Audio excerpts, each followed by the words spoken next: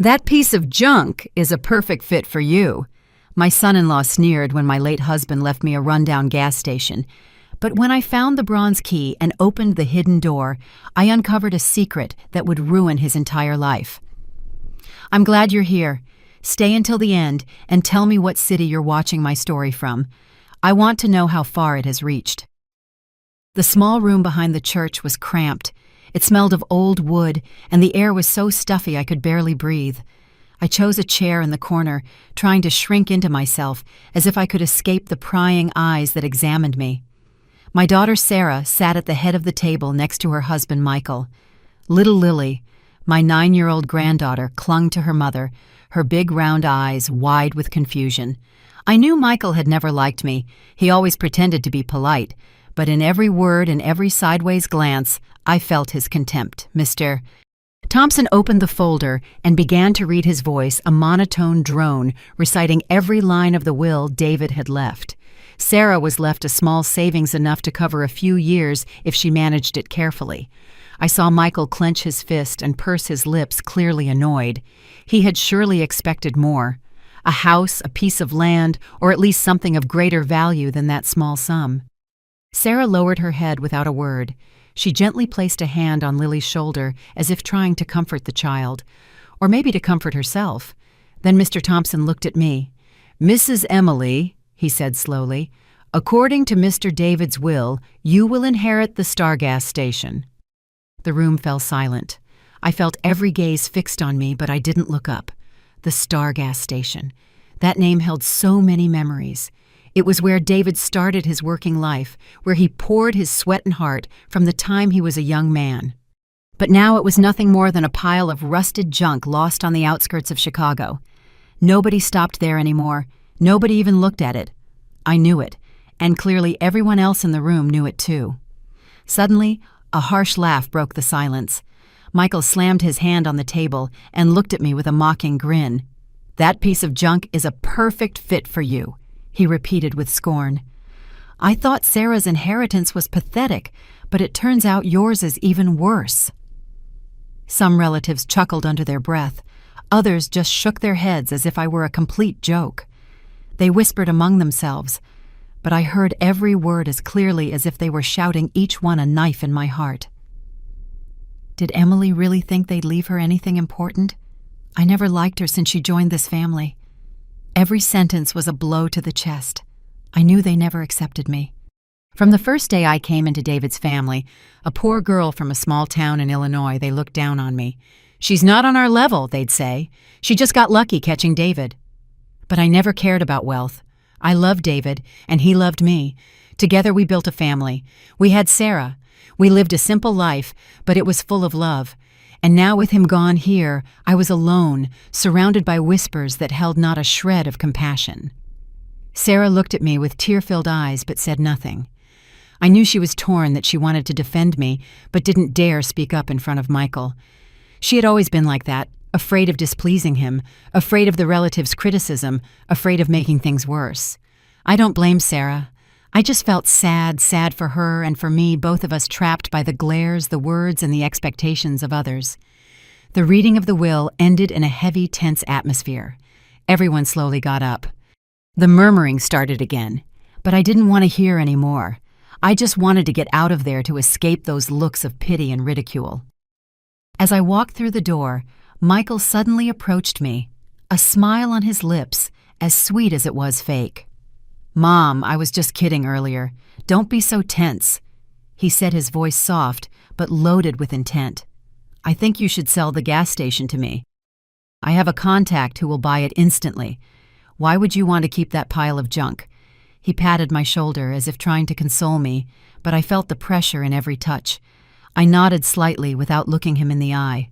"I'll think about it." I answered so quietly, it was almost a whisper. Michael smiled a smile that chilled me to the bone and turned away, leaving me there alone in the middle of the churchyard. I watched him walk away, saw Sarah take Lily's hand and follow her husband, and a wave of loneliness hit me like a tidal wave. A few days after the funeral, I decided to go to the Stargas station. I didn't know what I expected to find. I just knew I needed to do something to shake off the feeling of emptiness that haunted me. My old car chugged slowly down the dusty road leading to the outskirts of Chicago, where the gas station stood alone among fields of dry grass. When I pushed open the rusty iron gate, a creak echoed like a greeting from the past. The smell of old gasoline, oil, and decay hit me, forcing me to pause. I stood there in the middle of the small, dust-covered room, and it felt as if David were still nearby, wiping his hands on a greasy rag with that kind smile of his. I started cleaning, taking my time. Every sweep of the broom, every piece of trash I picked up felt like a way of touching my memories of David. That gas station had been his dream, the place where he sweated and worked, fixing every pump, chatting with customers in his deep, warm voice. I still remembered the afternoons I would bring him lunch. I'd sit on the old wooden chair and listen to him talk about his big plans, opening another gas station or just buying me a new car. Now, looking at the rusty pumps and broken windows, I couldn't help but feel a pang of pain. This place, once filled with laughter and hope, was now nothing more than a ruin, a subject of ridicule for everyone, including my own son-in-law. I knelt to scrub the floor, trying to hold back my tears, but every time I thought of Michael's mocking words during the will reading, my heart ached. "That piece of junk is a perfect fit for you." The phrase echoed in my mind, an open wound that refused to heal. I wondered if David could have ever imagined his gas station would be scorned like this. Did he leave it to me on purpose as a test, or simply because he had nothing else to give? I shook my head, trying to push away the dark thoughts. David wasn't like that. He always had a reason for everything, even if I didn't always understand it. As I continued cleaning, I heard an engine approaching. A shiny truck pulled up in front of the gas station, kicking up a cloud of dust. I immediately recognized Michael's vehicle. He got out his suit, as impeccable as it was at the funeral, but his eyes were colder than ever. Sarah was in the back seat, holding Lily close. Neither of them looked like they wanted to be there. Michael slapped the side of the truck with his hand, raising his voice, as if he wanted everyone to hear. "Mom, I'm here." He held up a stack of papers with a smirk that couldn't hide his arrogance.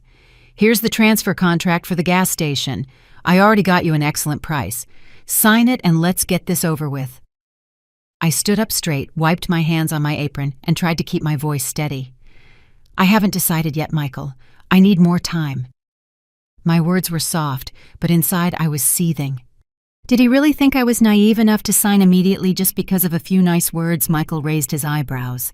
The smile slowly faded from his face, replaced by an annoyance he couldn't hide. "Mom, nobody comes to this gas station anymore." "Why keep it? People only come here to make fun of it." He took a step closer, lowering his voice to a threatening tone. "You don't want them to say you're being stubborn, do you? Leave it to me, just sign and it's done." I shook my head, my eyes locked on his. "I told you I need time." Michael scowled, clearly not used to being refused. He walked back to his truck, but before he got in, I heard Lily's voice, small but clear, coming from the window. "I really like this place, Grandma. It smells just like Grandpa." That innocent sentence warmed my heart, if only for a moment. Michael whipped around, his expression hardened, and abruptly rolled up the window. Through the glass, I could hear him scolding Lily, his voice harsh. "Sit still, don't talk nonsense." The engine roared and he sped off in a cloud of dust, leaving me standing there, my heart heavy. I went back to my chores, trying to focus so I wouldn't think about Michael's attitude, but Lily's words kept replaying in my mind. "It smells just like Grandpa." She was only 9, yet she sensed what the world seemed to have forgotten, that this gas station wasn't just a pile of old metal. It was David's hard work, his life, a part of him. And now it was a part of me, too. I took a rag and continued wiping the dust off the old counter where David used to sit and do the books. Every time I touched these old things, I felt him there smiling, reminding me that everything would be okay. Then, as I opened an old wooden drawer, a small wooden angel suddenly fell out, rolling across the floor. I startled and quickly picked it up, afraid I might have broken it. It was tiny, but heavier than it looked, carefully carved with gentle eyes that seemed to look right at me. I ran my hand over its surface and noticed a small crack in the base. Intrigued, I pressed on it, and to my surprise, the crack split open as if it were designed to. My heart pounded in my chest. My trembling hands almost dropped it. Inside was an old bronze key wrapped in a faded piece of cloth, waiting silently. I took it in my hands, feeling the cold metal against my palm. I looked up, surveying the deserted gas station. The afternoon light streamed through the broken windows, illuminating dust particles floating in the air. Everything was calm, but a strange feeling grew inside me. That key wasn't there by accident. David never did anything without a reason. He had left me this gas station, and now this key felt like a message, a clue I had to uncover myself. I clutched the key tightly caught between fear and curiosity. Michael could laugh all he wanted. The relatives could look down on me, but I knew this star gas station wasn't just a pile of junk. It was David's legacy, and perhaps it was also the key to finding myself again in the midst of so much loss and pain. I slipped the key into my pocket, resolving to return tomorrow to find out what it was meant to reveal. The next afternoon I returned to the star gas station with an uneasy heart. The bronze key rested in my jacket pocket cold every time my hand brushed against it. It was small old, but it seemed to whisper to me, pushing me to discover the secret David had left behind. The Chicago sky was calmer that day. The rain had stopped, but a chill still ran through me as I pushed open the station's rusty iron gate. The screech echoed a reminder that this place had been forgotten for far too long. I stepped inside and dim light filtered through the broken windows, illuminating the dust motes suspended in the air. Everything was the same as yesterday, but it felt different. Something was waiting for me. I knew it for sure. I sat in the old wooden chair, took out the key, and placed it on the table. The light highlighted the dull tone of the bronze and the small scratches as if it had been clutched in someone's hand for decades. I tried it in every office drawer, in every rusty lock on the metal cabinets. None of them fit. I shook my head and laughed at myself. "Emily, you're imagining things," I muttered, trying to shake the strange feeling that clung to me. Maybe I was expecting too much from what everyone else considered trash. I tossed the key onto the table and decided to get back to cleaning to keep my mind busy. I started to move a heavy metal filing cabinet in the corner of the room where David used to keep some old toolboxes. It was heavier than I thought, and as I pushed with all my might, I heard a strange sound. Not the scraping of metal on the floor, but a faint crack. I stopped, got on my knees, and carefully examined the worn tile floor. In the corner where the cabinet had covered it, there was a different kind of crack. It didn't look like it was from age. It was too straight, too precise, as if it were made on purpose. My heart pounded. I grabbed a nearby iron bar and pried up a tile. A piece broke off, revealing a small, round metal cover with an old lock right in the center. The gut feeling came back stronger than ever.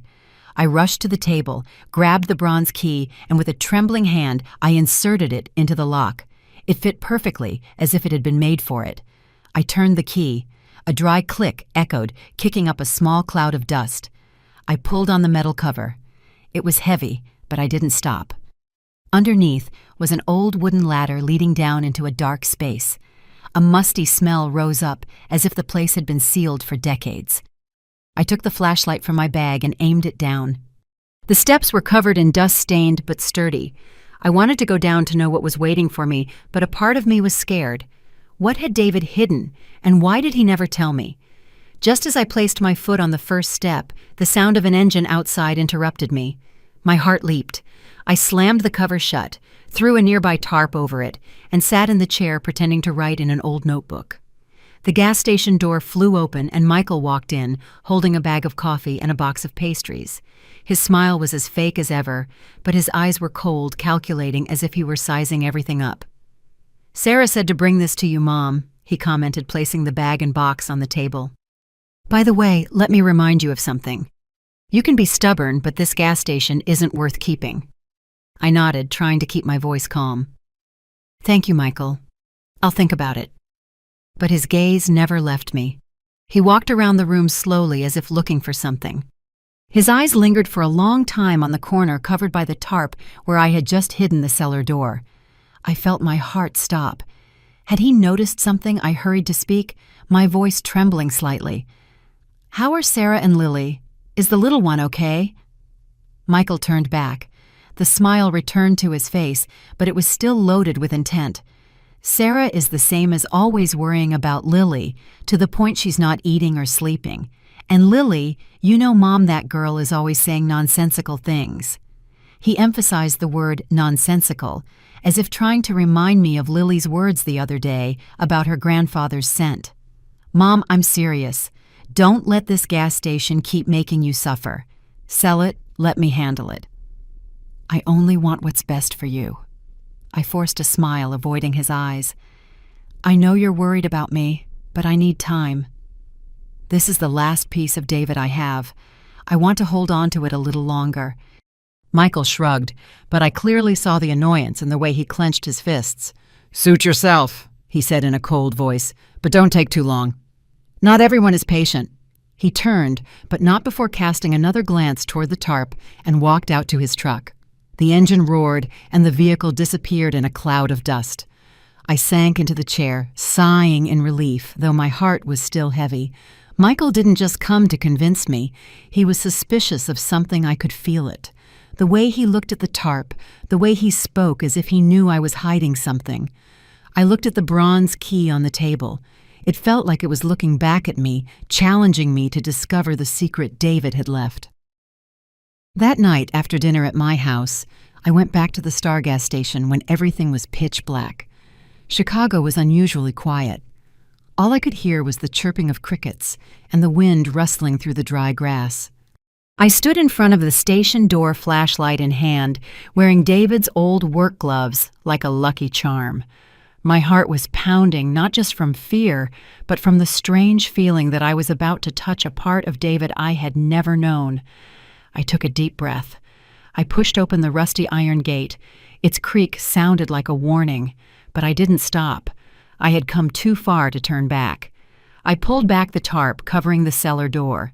The flashlight illuminated the round lock on the iron plate.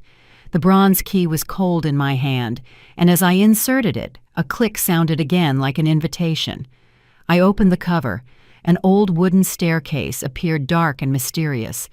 A musty smell rose up, making me hesitate for a second. But I went down step by step, careful not to slip. Each step creaked under my feet, as if telling stories long forgotten. The flashlight beam revealed a small basement, with stained concrete walls covered in dust and cobwebs.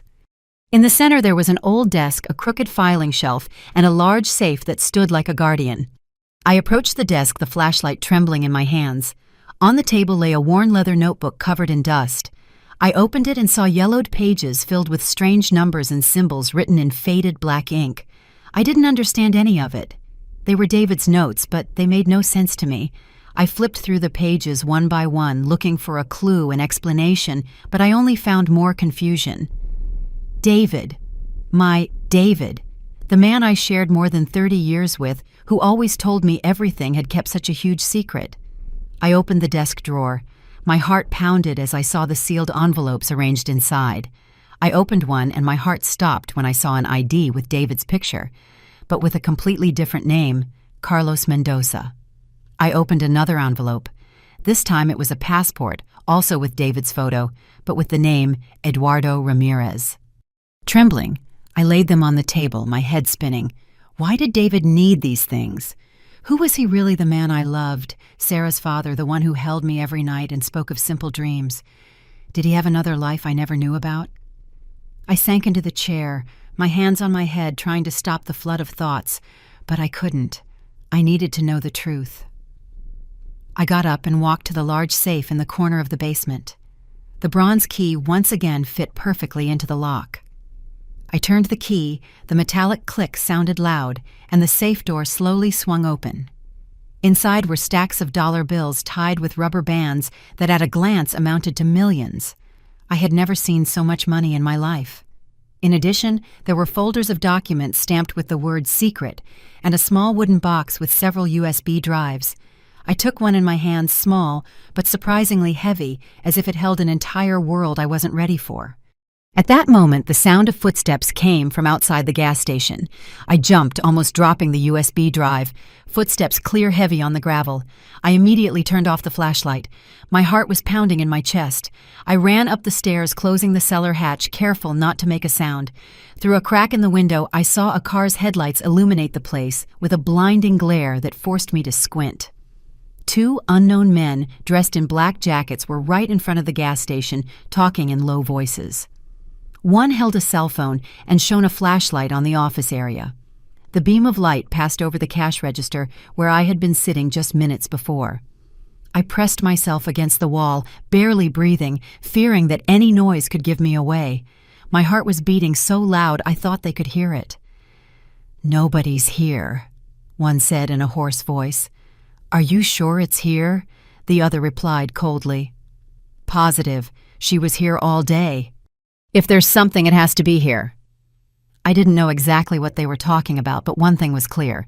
They were looking for the same thing I had just discovered.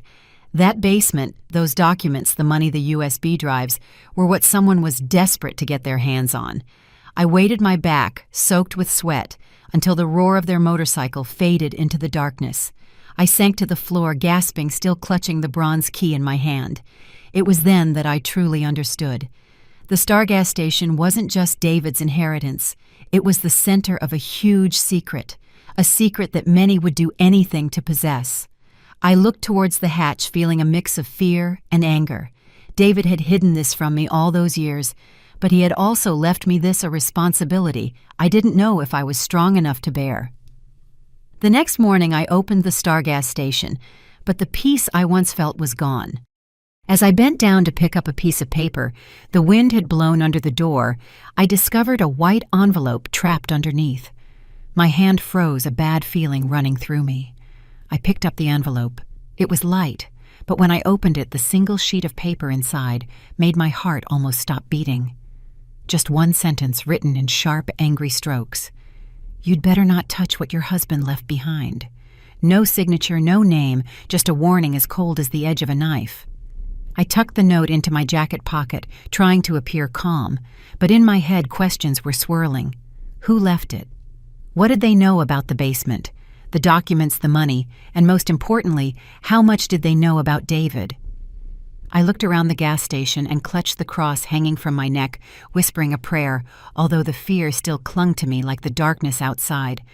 Around noon, as I sat in the old wooden chair trying to sort out my thoughts, the sound of an engine broke the silence again. I instantly recognized Michael's shiny truck. He got out impeccable in his suit, but this time he wasn't alone. Two unknown men, tall and burly, dressed in dark shirts, followed him. One had a long scar on his cheek and a gaze as sharp as a razor. The other walked slowly, rhythmically, tapping his belt with his fingers, as if he were sizing things up. Michael smiled with his usual expression, but I could see the tension in it. "Mom, I brought some partners to see this land," he said, his voice soft but loaded with pressure. "They're very interested in the gas station." "What do you think?" I stood up firm, forcing my voice to sound harsh. "I already told you, Michael. I'm not planning to sell right now." The man with the scar twisted his lips into a half smile, and his gaze swept across the office, stopping right at the corner where I hid the cellar door. He tapped his fingers on the table, tap-tap with a steady rhythm, as if trying to gauge my reaction. "You'd better think it over," he muttered, his voice deep and cold. "Good opportunities don't come around twice." Michael cut in with a dry smile. "Mom, I just want what's best for you.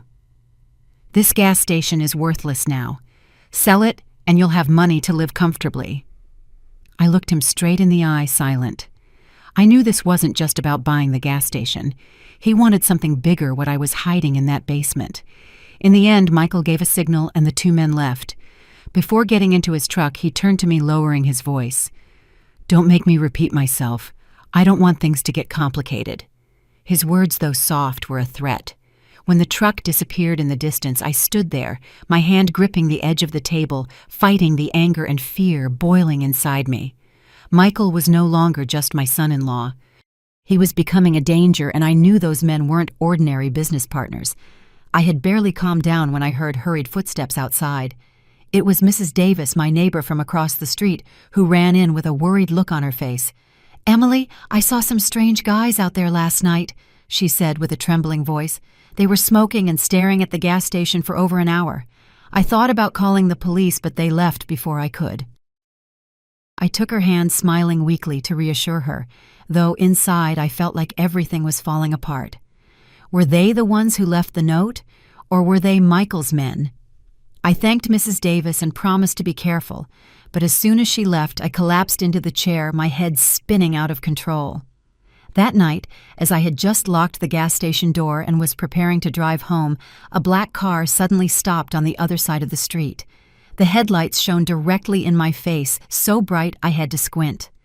The car window rolled down, and before I could get a good look, an empty beer bottle came flying out, rolling on the gravel, accompanied by a wild laugh that echoed in the air. "Stay out of what doesn't concern you, old woman," a voice shouted, and the car sped off. Leaving me there, my hand clutching my keychain so tightly it hurt. I looked at the shattered bottle on the road, the fragments glistening under the moonlight, and I felt as if someone had just stabbed me in the chest. I got into the car, but my hands were shaking so much I couldn't get the key into the ignition. I sat there in the dark, listening to the frantic beating of my heart.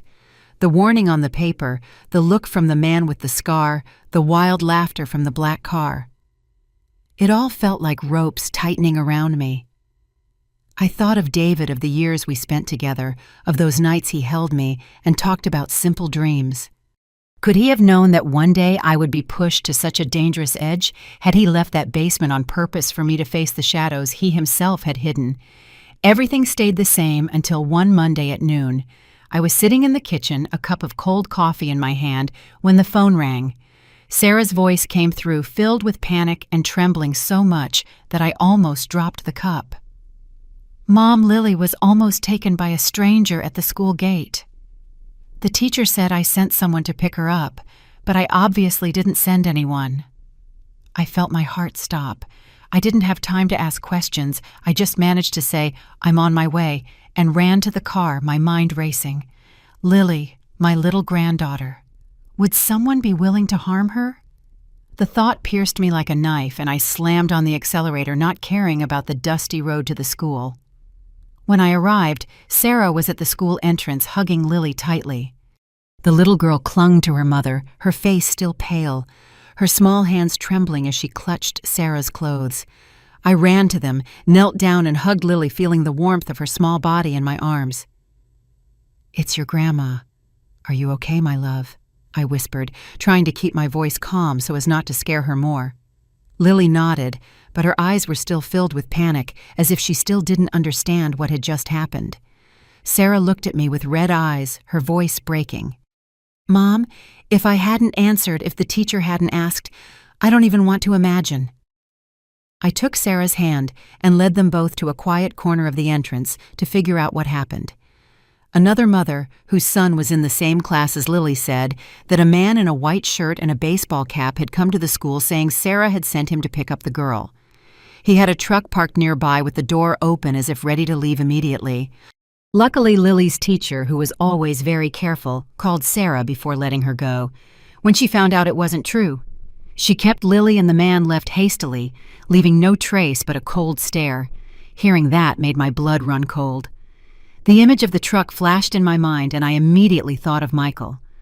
Last night, before leaving the gas station, he had looked at me with cold eyes and said in a threatening voice, "If you're going to be stubborn, someone else will pay the consequences." At the time, I took it as an empty threat, but now those words felt like a knife in my heart. How could Michael dare to do something to his own daughter? But then I remembered the looks of the two men who accompanied him, the way they inspected the gas station. And I knew. Michael was no longer just my son-in-law. He was a real danger I could not ignore. I looked at Sarah, trying to keep my voice calm, though I was boiling inside. "Sarah, I don't think this is a coincidence. Michael, he's trying to force me to sell the gas station. I suspect he has something to do with this." Sarah shook her head, her eyes full of tears. "It can't be, Mom. Michael might pressure you, but he would never hurt Lily. I'm sure it was a coincidence. He's her father." Her voice trembled, as if she were trying to convince herself. I wanted to scream to tell her that Michael was no longer the man she once loved, but I kept quiet. I knew Sarah trusted him too much, and I didn't want to hurt her more while she was still in shock about Lily. I took Sarah's hand and spoke softly. "I don't want to argue, but I want you to be careful. Let Lily stay with me for a few days, okay? I'll ask Mrs. Davis to watch her when I'm not home." Sarah hesitated, but in the end she nodded, perhaps because she too was afraid something else would happen. I hugged Lily again and whispered in her ear, "Grandma will protect you, don't be scared." Lily nodded, though her eyes still shone with worry, as if she could feel the darkness surrounding our family. That night, I went back to the gas station to check on everything before heading home, but as soon as I opened the office door, I immediately noticed something was wrong. The small back window was forced open, the wooden frame splintered, and the papers from the drawer were scattered on the floor. I ran to the cellar hatch, my heart pounding, and checked the safe below. Luckily, everything was still intact, the money, the documents, the USB drive. But there was a new, long, deep scratch on the cellar hatch, as if someone had tried to pry it open with a metal bar. I sank to the floor, holding my head, feeling like my world was collapsing. The enemy wasn't just watching me. He had already made a move, and he knew perfectly well about the hiding spot. I pulled out my phone and immediately called Mr. Thompson, telling him everything that had happened in a trembling voice. From the attempted kidnapping of Lily to the warning in the envelope, and now the signs of a break-in. Mr. Thompson was silent for a few seconds on the other end of the line, and then spoke in a grave tone. "Mrs. Emily, I understand. I'll come to the gas station as soon as possible, and I'll bring someone with me. She can help us clear all this up." I asked him who it was, but Mr. Thompson only replied briefly, "Someone who knew David's past well. Wait for me." After hanging up, I stayed there in the darkness of the gas station, listening to the wind whistle through the broken window. I thought of Lily, of her frightened look, and I knew I wasn't just fighting to protect David's secret. I was fighting for my family, to keep Sarah and Lily safe from the shadows that were closing in on us. I clutched the cross on my neck tightly, praying for clarity to see the enemy and for courage to face what was coming. The next afternoon, I was at the gas station, my heart uneasy. I didn't know who Mr. Thompson was bringing, only that, after last night's call, he had promised to bring someone who could reveal David's secret. When Mr. Thompson's black car pulled up in front of the station, I saw a woman get out walking with a firm step and a gaze as sharp as a knife. She wore a dark coat, her hair pulled back and her face was marked by the years, but with an expression of determination. Mr. Thompson introduced her to me in a grave voice. "Emily, this is Helen Vance, David's partner. She sought me out after learning of his death because she wanted to continue some of the work he left unfinished." I looked at Helen, trying to hide my confusion. "Partner?" I asked, my voice slightly trembling. I didn't understand. David was the owner of a gas station, a simple man who loved his family and his work. What did he have to do with partners? Helen approached, her gaze fixed on mine, unwavering. "Mrs. Emily," she said firmly, "your husband wasn't just the owner of a gas station as you thought. He was a CIA intelligence collaborator, and for many years, this gas station was a secret transit point for the organization." Her words were like a direct blow to the chest. I staggered back, leaning on the edge of the table to keep from falling. The CIA, David, the man I shared a bed with for over 30 years, the one who talked to me about simple dreams, was an agent. I shook my head, not wanting to believe it. "What are you talking about? David never... He couldn't... I didn't know anything." But before I could finish, Helen pulled an old ID from her pocket and handed it to me. My hands trembled as I took it, and seeing David's photo with his familiar smile but with a strange name, Carlos Mendoza, along with a secret code, I felt the floor open up beneath me. "This is the proof," Helen said, her voice calm but authoritative. "David worked with us for over 20 years. The gas station was a front, the place where he received and transferred information about international criminal activities. You may not believe it, but it's the truth." I sank into the chair, holding my head, trying to process what I had just heard. David, the man I loved. Sarah's father, the one who brought me coffee every morning, had a secret life that I never knew about. I felt both pain and anger. Why didn't he tell me? Why hide all that for so many years? But then I remembered the times I saw him pensive with a distant look in his eyes, as if carrying a weight he couldn't share. Maybe he was trying to protect me, to protect Sarah, by hiding the truth from us. Helen didn't let me sink too deep into my emotions. "We don't have much time," she said, motioning for me to open the hatch. I led her and Mr. Thompson to the hidden basement, where the documents and USB drives were still stored in the safe. Helen opened a file, scanning the pages with hawk-like eyes. "This is what David gathered," she explained, pointing to numbers and symbols in a leather notebook, lists of money laundering routes, names of shell companies, and even politicians under surveillance. David worked on this for many years, and he did it very well. I stood to the side, watching in silence, until Helen opened a file and pointed to a name. Delgado Group, Inc. I felt my heart stop. I gasped, my voice trembling. "That's my son-in-law Michael's company." Helen nodded, unsurprised. "Exactly. David had been suspicious of Michael for a while. Maybe he discovered something living close to him and started watching him." She pulled out an old photograph taken from a distance somewhat blurry, but I recognized a younger Michael standing next to a group of men circled in red. "These men," Helen said, "were intelligence targets. Some have already been arrested, but Michael is still free until now." Mr. Thompson, who had been silent until now, spoke in a grave voice. "There's no doubt anymore, Emily. Michael is involved in the illegal money laundering network that David was investigating.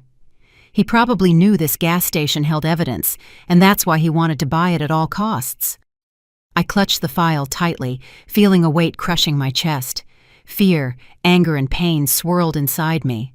Michael wasn't just threatening me. He wasn't just pressuring me to get the gas station. He was part of what David had fought against his entire life. And now that burden fell on my shoulders. I looked at Helen, my voice breaking. "So David left me the gas station for this reason. He wanted me to continue his work." Helen placed a hand on my shoulder, her gaze softening slightly. "David trusted you, Emily. He knew you were strong enough to protect your family and do the right thing. This gas station isn't just an inheritance. It's a weapon, and now it's in your hands." Her words were like a flame, frightening me, but also making my blood boil. I thought of Lily, of the terrified look in my little girl's eyes when she was almost kidnapped. I thought of Sarah, of the blind faith she had in her cruel husband. And I thought of David, who had lived a secret life to protect us. I clutched the file, feeling like it was a part of David, a final message from him. "What do I have to do now?" I asked, my voice low but firm. Helen looked at me with a faint smile on her lips. "We're going to use this very gas station to catch Michael, but you have to be prepared, Emily. This won't be an easy fight." Mr. Thompson nodded and added, "I'll support you in any way I can. But from now on, you must be more careful than ever. Michael doesn't act alone." When Helen and Mr. Thompson left, I stayed in the basement, the flashlight illuminating the files. I felt a mix of fear and determination. David had left me not just a gas station, but a mission to protect our family and seek justice. This battle wasn't just for me.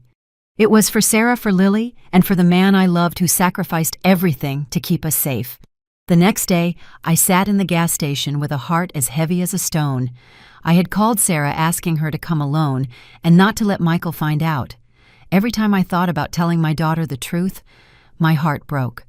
Sarah, the girl I loved more than life itself, had spent her youth trusting and loving Michael.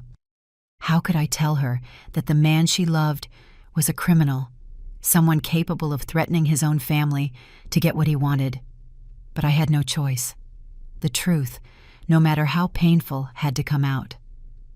I clutched the cross around my neck, praying for the strength to endure this decisive afternoon. When Sarah entered the gas station, I immediately saw her tired face, her eyes swollen as if she had been crying for nights. She hugged me, but it was a weak embrace, as if she could barely stand. "Mom, what's wrong? Why did you call me so urgently?" Sarah's voice trembled with worry. I led her to the office where Helen was already seated next to a pile of documents from the basement. Helen's cold stare made the atmosphere even more tense. I pulled up a chair for Sarah, trying to keep my voice calm. "Sit down, sweetheart. Your mom and Mrs. Vance have something to tell you. It's about Michael." Sarah frowned, her gaze slightly defensive. "About Michael? Mom, what does he have to do with all this? I took a deep breath and placed my hand on her shoulder. Sarah, I know this is hard to believe, but you have to listen to me. Michael is not the person you think he is.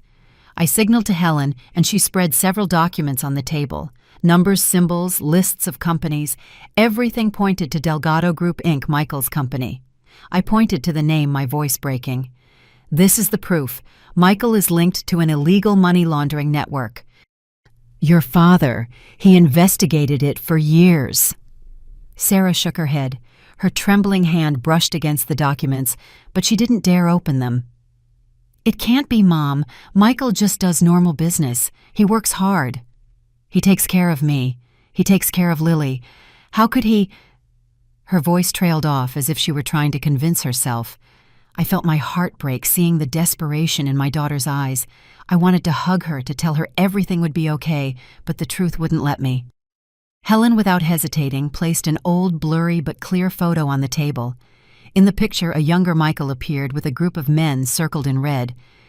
These men, Helen said in a cold voice, are criminals the CIA was tracking. Half of them are already in prison. Michael is one of the ones who got away. Sarah stared at the photo, her hand covering her mouth, her eyes filling with tears. No, it can't be, she murmured, and then she broke down crying. Oh my God, I trusted and loved a man like that for so many years without knowing anything. Sarah's crying tore me apart inside. I pulled her to me, hugged her tight, feeling her tears soak my clothes. Forgive me, Sarah, I whispered, my voice choked with emotion. I didn't want to hurt you, but I had to tell you, because I don't want you or Lily to be in danger. Sarah hugged me, sobbing, and I felt as if I were breaking apart too. I had already lost David, and now I was pushing my daughter into a nightmare she didn't deserve. Just then, the gas station door flew open. Lily, her hair in a ponytail, ran in. Her innocent face lit up when she saw her mother. Mommy, I saw your car outside, she shouted excitedly, but then she stopped, confused by the scene. Sarah crying me, holding her tight, and Helen with the papers on the table. Lily approached slowly, her voice soft. Grandma, what's wrong with Mommy? Is everything okay? Before I could answer, she overheard Michael's name and something Helen said. Lily ran to me, hugged me tight, and asked fearfully, Grandma, is Daddy going to hurt us? Lily's innocent words were like a knife. I knelt, hugged her tight, and tried to calm her. No, my love, Grandma won't let anyone hurt you. But inside me, rage burned like a fire. Michael wasn't just threatening me. He wasn't just deceiving Sarah. He had also made my granddaughter live in fear. I stroked Lily's hair, forcing a smile to reassure her, though her eyes were still full of worry, as if she could sense the darkness surrounding our family. Sarah wiped her tears, looked at me and Helen, her voice trembling but firm. Mom, I'm going to help. We have to stop him before it's too late. I looked at her, feeling both pride and pain. Sarah, though, shattered by the betrayal, still chose to stand up for Lily, for our family. Helen nodded with a spark of approval in her eyes. Good, we need your cooperation, Sarah. Michael desperately wants this gas station, and we're going to use that to catch him. Mr. Thompson, who had been silent all this time, spoke up. The only way is to use Star as bait. Michael probably already knows this gas station holds evidence that could destroy him, and he won't stop until he gets it. This is where it all ends. I nodded, though I was filled with unease inside. The thought of confronting Michael and his backers made me tremble. But when I looked at Sarah and Lily hugging her mother, I knew I couldn't back down. I had already lost David, but I wasn't going to lose my daughter and my granddaughter too. The Star gas station, with all its secrets, was now my battlefield. I took Sarah's hand and whispered, Mom promises you we will get through this. Together. Sarah nodded, her eyes still red, but with a glimmer of determination. Lily looked up at me and murmured, Grandma, I trust you. The little girl's words gave me more strength. I looked up at the sky and whispered a prayer. David, if you're watching me, help me protect this family. Almost immediately, Helen made a call to a Mexican intelligence officer. Then she turned to me, her voice grave but steady. We're going to catch Michael red-handed right here, Emily. This gas station will be the final trap. I nodded, but my heart was pounding not from fear, but from the certainty that everything was about to end, either Michael or my family. I couldn't let my daughter and granddaughter suffer any more danger. The plan was laid out clearly. I would call Michael pretending to agree to sell the gas station, so he would walk right into the trap. Helen and the agents would set up recording equipment and cameras, while intelligence would surround the area ready to act. It sounded simple, but when I picked up the phone, my hands were shaking so much I almost dropped it. I took a deep breath, looked at Helen, who nodded encouragingly. "You can do this, Emily. For David, for Sarah, for Lily." Her words gave me courage, but they also reminded me of what was at stake. Not just justice, but the safety of those I loved most. I dialed Michael's number. Each ring felt like a hammer blow to my chest. When his voice came on smug and slick as always, I forced my own voice to sound calm. "Michael, I've thought it over." I said, my voice a hoarse thread, but I forced myself to stay firm. "There's no point in keeping this gas station. I'll sign the transfer tomorrow. Bring your partner." On the other end, Michael let out a laugh, his tone fake. "You won't regret it, I promise. I'll be there tomorrow at noon, around 11. I hung up my hand, still gripping the phone, feeling like I had crossed a line of no return. Helen patted me on the shoulder. "Very good. Now let's get ready." That night, Helen and I stayed at the gas station. The silence was suffocating. We worked under the dim light of flashlights, carefully hiding the cameras in discreet places, one inside the fire extinguisher on the wall, another under the cash register counter, and one more on the ceiling of the basement. Every move Helen made was quick and precise, as if she had done it hundreds of times. I watched her and wondered if David had been like that, too silent, decisive, living in a world of danger I never knew about. I wanted to ask Helen about him, about his days working for the CIA, but I didn't dare. I was afraid the truth would hurt even more. Sarah took Lily to Mrs. Davis's house to make sure she was safe. Before she left, the little girl ran to hug me, her big eyes looking at me with distress. "Grandma, my daddy is bad, isn't he?" Lily whispered, her voice quiet, but so sharp it pierced my heart. I knelt, hugged her tight, and tried to smile. "I won't let your daddy hurt anyone, my love. I promise." Lily nodded, but her eyes were still filled with doubt, as if she could already feel the shadow hanging over our family. When Sarah took her away, I watched them go, my heart torn. That night, as Helen and I checked the equipment, an engine sound came from the distance. I jumped, my heart pounding. Helen signaled to turn off the lights, and we hid behind the counter, peering through a crack in the door. A strange car stopped near the gas station, its headlights sweeping across the windows, making me squint. Two men got out, one holding a phone and pointing a flashlight at the station, and the other taking pictures, the flash illuminating the darkness. I heard their voices clipped deep and hurried. "It has to be here. That old woman couldn't have taken it anywhere else." I squeezed Helen's hand, feeling short of breath. She murmured, her voice cold. "They've smelled something. Tomorrow will be more dangerous than we thought." She pulled a small radio from her pocket and spoke softly. "Alpha Team, follow the two targets who just left the gas station. Do not act without orders." A barely audible response came from the device, which gave me some relief knowing we weren't alone. But the fear wouldn't let go. Those men, though not Michael, were clearly his men, and they were hunting for what David had left behind. When the car drove away, I sank to the floor, my hands on my head. Helen sat next to me, saying nothing, but her presence made me feel less alone. "Are you okay?" she asked, her voice softer than I had ever heard it. I nodded, not hiding my fear. "I'm scared. Scared of failing. Scared I won't be able to protect Sarah and Lily. I'm even scared to face the truth about David." Helen placed a hand on my shoulder, her gaze tenderer. "David chose you because he knew you were strong enough. Not everyone dares to enter this fight, Emily, but you are, and I know you will succeed." Her words gave me strength, but they also reminded me of the weight I carried. I looked out into the darkness beyond the door, knowing that the next day would decide everything. Michael would come with his backers, and I had to be ready. Around noon, the Chicago sky was a strange shade of blue, but I was in no mood to admire it. I stayed in the gas station office, my heart pounding, my hand clutching the cross around my neck. Today, it would all end. I had prepared myself, but fear crept into every breath. The sound of an approaching engine told me Michael was arriving. His shiny truck stopped right in front of the door, blocking the entrance like a declaration of war. Michael got out, followed by 4 men with hard faces and gazes as sharp as knives.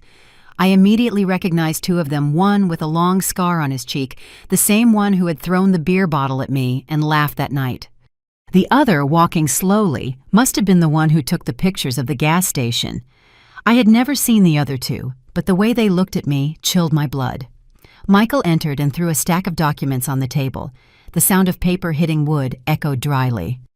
"Mom sign," he said, his voice sharp, without the slightest trace of the fakeness he usually used. "Leave the rest to me." One of the group, tall and with a shaved head, pulled a pistol from his belt and placed it on the table as a warning. The metallic gleam flashed under the sunlight, making me freeze. I pretended to tremble, pulled the documents towards me, and slowly flipped through the pages, trying to buy time.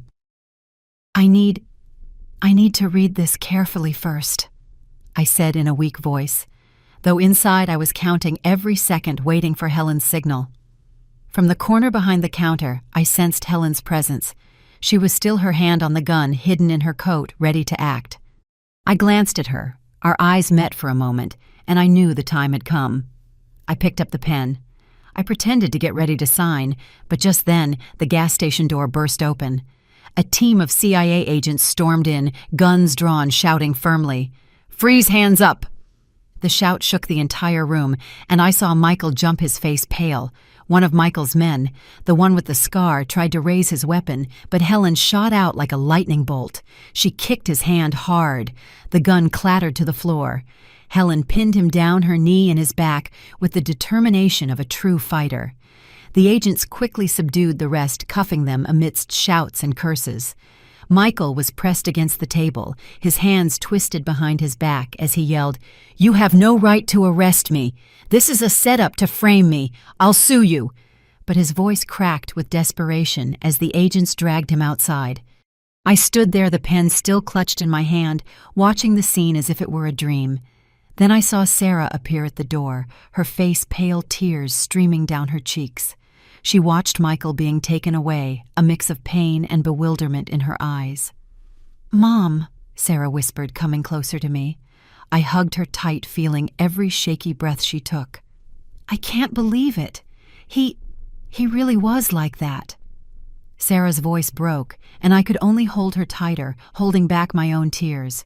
I wanted to say something to comfort her, but my throat closed up. How could I ease my daughter's pain when she had given her entire heart to a criminal? The agents began to search the basement, collecting all the documents, USB drives, and money that David had left. They moved quickly, professionally, sealing every item before taking it out.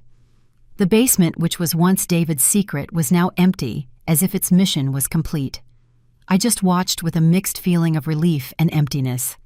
Everything David had built, everything he had sacrificed for, was now coming to light, but the price was my family's pain. That night, the Star gas station remained lit, the lights of patrol cars and reporters' cameras creating a chaotic scene. The news spread quickly. Star gas station uncovers an international money laundering network. Helen stood before the journalists, speaking briefly only about the arrests, without mentioning David's or the CIA's intelligence operations at all. I stood in a corner, watching silently, feeling like I was in another world. Everything that had happened, from the bronze key, the secret basement, to today's confrontation, seemed like a nightmare. I still couldn't understand how I had survived. Months later, when everything had calmed down, I sat in the old wooden chair in the gas station office, watching the afternoon light fall on the rusty gas pumps. The Star was now quiet, with no trace of strangers or Michael's taunts. Sarah came in, placed her hand on my shoulder, and spoke in a soft, warm voice. "Mom, you did it. You saved Lily. You saved me. You completed Dad's last mission. I'm sure he can rest in peace now."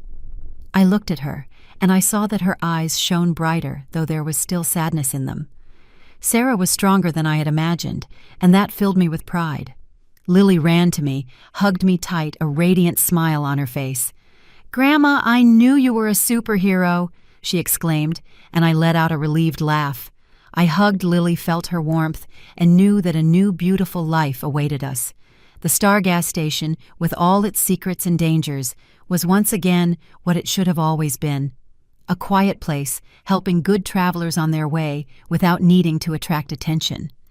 I looked out at the dry fields in the distance, thought of David, and whispered to myself, "You can rest easy now. I did it." I clutched my cross tightly, feeling as if he were smiling somewhere, and I truly believed that I had managed to find myself again amidst so much loss and pain. The story we tell is fictional, but it is based on some real events. The names and places have been changed to protect the identities of those involved. We don't tell this to judge, but in the hope that someone will listen and stop to think. How many mothers are suffering in silence within their own homes? I'm genuinely curious. If it were you in my place, what would you do? Would you choose to stay silent to keep the peace, or would you dare to face it all to reclaim your voice? I want to know what you think, because every story is a candle that can light someone else's path.